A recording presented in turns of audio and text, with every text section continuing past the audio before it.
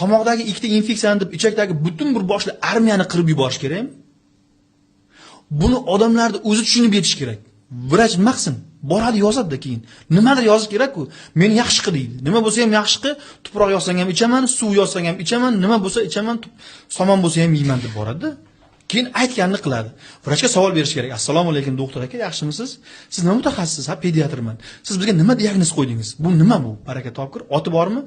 Nima, gerpesmi, grippmi, sitomegalovirusmi, taksoplazmami, kandidami, nima bu o'zi? Agar jo'yali gap gapira olmasa, diagnozingizni точно ayta olmasa, nimaga lecheniya yozdirasiz? Bilasizmi, bir tanishim aytgan, Che davlatga borganida shamollab qolgan kasal bo'lib. Klinikaga borganda suyuqlik ichasan bo'ldi. Shuni yozib bergan. Endi ko'proq suyuqlik ichasan. Antibiotik yozmagan, tushunyapsizmi? Demak, shamollash, qaysidir grippni ko'proq suyuqlik ichib chiqarib yuborish mumkin ekan. Albatta mumkin. Men hozir butun meni eshitib turgan o'zbek lab zabonini tushunadigan odamlarga bitta yangilik aytaman. Shamollash davolasa 7 kunda yaxshi bo'ladi, davolamasa 1 haftada yaxshi bo'ladi. O'zi 1 hafta 7 kundan iborat-ku. Bo'ldi.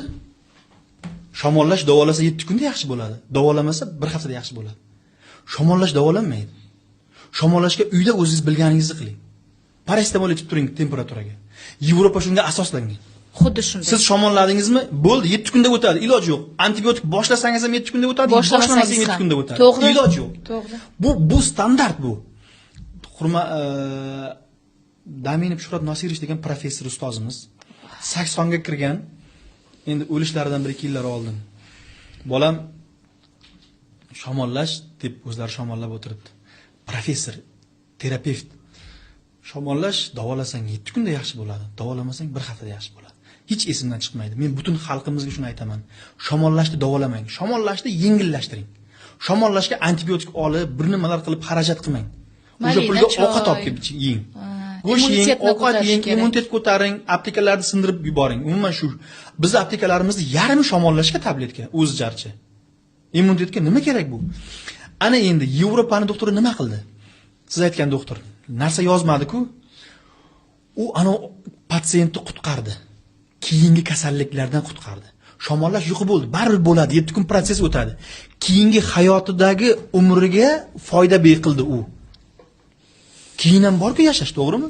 Hozir shamolladi. Biz 7 kunga sabrimiz yo'q, 3 kunda yaxshi bo'lishimiz kerak. 3 kunda yaxshi bo'ldi. Endi hayot davom etadimi? 6 oydan keyin nima bo'ladi? Yana shamollash mumkin-ku. Keyin nima bo'ladi? Keyin yana ham og'irroq bo'ladi. Undan ko'ra boshidagi 1 yilda boshidagi shamollashda inqillab 7 kun bir mola qilib amallab o'tkazsak, to'g'ri.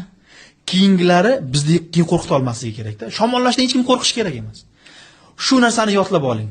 Davolasa 7 kunda, davolamasa 1 haftada yaxshi bo'ladi. Bo'ldi. Bu qoida, oltin qoida. Voy Abdulatif aka, rahmat. Biz bolalarimizning organizmini rasvo qilib o'pmiz, ota-onalar, to'g'risi. Chunki har shamollaganida dori beramiz, har masalan bor shunaqa 2-3 ta mashhur dorilar ichgandan keyin o'tib ketadi. Lekin o'zimda sinab ko'rganman-da shamollaganimda, ichmaganman, o'tib ketgan. Yashang. Endi shamollashda o'tib ketmasa nima bo'ladi? Xo'p, yo'talib yurasiz, ozgina nimadirlar yana o'ng'arilib ketadi. Organizm o'zini tiklaydi, immunitet sal yaxshiroq bo'lish kerak edi. Bu uchun shamollashdan immunitet yaxshi bo'lsa asorat qolmaydi. Ovqatlanishni har xil qilish kerak. Meva-cheva, zelenlar, ichimliklar yaxshi, ko'proq. Ha, paracetamol bo'ldi. Temperaturani tushirib turish kerak. 40 ga chiqib kerak emas. O'sha antibiotik terapiyalar boshida noto'g'ri boshlanganligidan keyingi shamollashlar o'sha temperaturani 40 ga chiqib ketishlariga sabab bo'ladi. Bosh kirib qolganda, qisqasi